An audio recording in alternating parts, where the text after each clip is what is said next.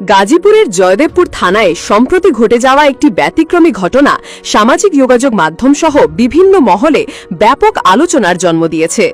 এক নারী বোরকার নিচে পুলিশের পোশাক পরে থানায় গিয়ে নিজেকে সহকারী উপপরিদর্শক এসআই পরিচয় দিয়ে কনস্টেবলকে স্যার সম্বোধন করেন।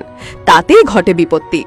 সন্দেহজনক আচরণ দেখে থানার কর্তব্যরত পুলিশ সদস্যরা তার পরিচয় যাচাই করে জানতে পারেন তিনি আদৌ পুলিশ সদস্য নন। এরপর তাকে আটক করা হয় এবং জিজ্ঞাসাবাদের জন্য আদালতে রিমান্ড আবেদন করা হয়েছে। ঘটনাটি ঘটে বৃহস্পতিবার ৪ জুলাই রাত ১০টার দিকে। আটককৃত নারীর নাম তানিয়া। তিনি গাজীপুর সদর উপজেলার পিরুজালি মধ্যপাড়া গ্রামের বাসিন্দা আবু তালেবের মেয়ে। স্থানীয় সূত্র ও থানা পুলিশের বরাতে জানা যায়, তানিয়া দীর্ঘদিন ধরেই পুলিশের ইউনিফর্ম পরে এলাকায় ঘুরে বেড়াতেন।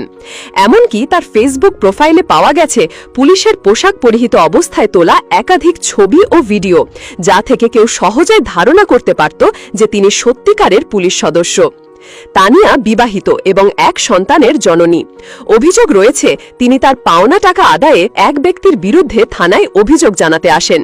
তবে এ অভিযোগ জানানোর সময়ই তিনি একটি বোরকার নিচে পুলিশের পোশাক পরে আসেন এবং নিজেকে এসআই পরিচয় দেন। কিন্তু থানার একজন কনস্টেবলকে স্যার সম্বোধন করায় উপস্থিত পুলিশ সদস্যদের মধ্যে সন্দেহ তৈরি হয়। কেননা বাস্তবতা হচ্ছে এসআইরা সাধারণত কনস্টেবলদের স্যার বলেন না। এরপর ডিউটি অফিসার বিষয়টি গুরুত্ব সহকারে নেন এবং নারী পুলিশ সদস্যের মাধ্যমে তানিয়ার দেহ তল্লাশি করা হয়। তল্লাশির সময় তার শরীরের নিচে পুলিশের পোশাক পাওয়া যায়। বিষয়টি নিশ্চিত হওয়ার পরপরই তাকে আটক করা হয়। পরবর্তী তদন্তে পুলিশ জানতে পারে তানিয়ার কাছে আরও বেশ কিছু পুলিশি সরঞ্জাম রয়েছে। তার বাসায় অভিযান চালিয়ে গাজীপুর মেট্রোপলিটন পুলিশের জিএমপির ইউনিফর্ম এবং পুলিশের অন্যান্য সরঞ্জাম উদ্ধার করা হয়।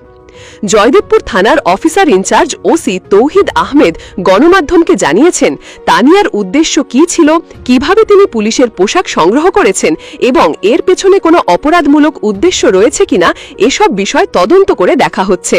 তার বিরুদ্ধে আইনগত ব্যবস্থা নিতে প্রয়োজনীয় তথ্য উপাত্ত সংগ্রহ করা হচ্ছে এবং তাকে রিমান্ডে নেওয়ার আবেদন করা হয়েছে।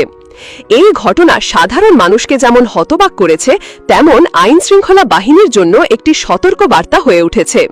সামাজিক যোগাযোগ মাধ্যমে পুলিশের পোশাক পরে ছবি তোলার প্রবণতা বাড়ছে, যা ভবিষ্যতে বড় ধরনের নিরাপত্তাজনিত ঝুঁকির জন্ম দিতে পারে। বিশেষজ্ঞরা বলছেন, এই ধরনের ইউনিফর্ম ও পুলিশের সরঞ্জাম যেন সাধারণ হাতে না যায়, সেই বিষয়ে প্রশাসনকে আরও কঠোর হতে হবে। এছাড়া যারা ইচ্ছাকৃতভাবে পুলিশের পরিচয় ব্যবহার করে প্রতারণামূলক কর্মকাণ্ড চালাচ্ছেন, তাদের চিহ্নিত করে দৃষ্টান্তমূলক শাস্তির আওতায় আনতে হবে।